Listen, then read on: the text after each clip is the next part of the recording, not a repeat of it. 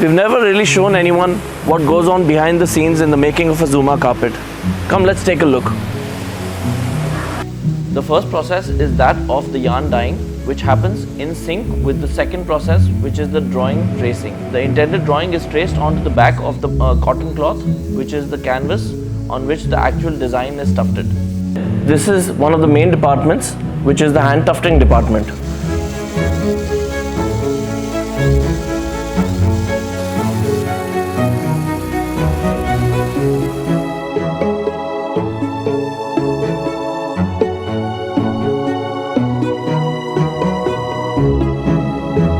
The next comes the latexing, where the back of the cloth is latexed and then dried.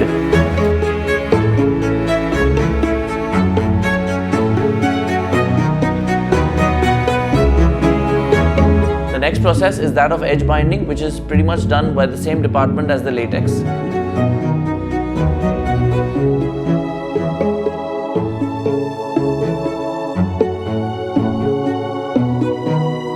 Then comes the all-important process of the finishing.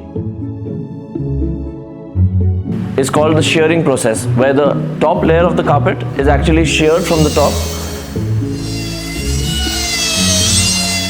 The last process, and probably the most important process in the manufacture of a hand-tufted carpet, is the carpet carving, which is done with a scissor or an electric shaver. The artisans actually go ahead and carve it with their hands.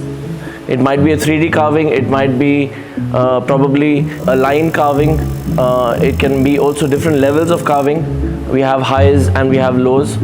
So roughly there are 6 or 7 processes that are involved in the manufacture of a hand-tufted carpet.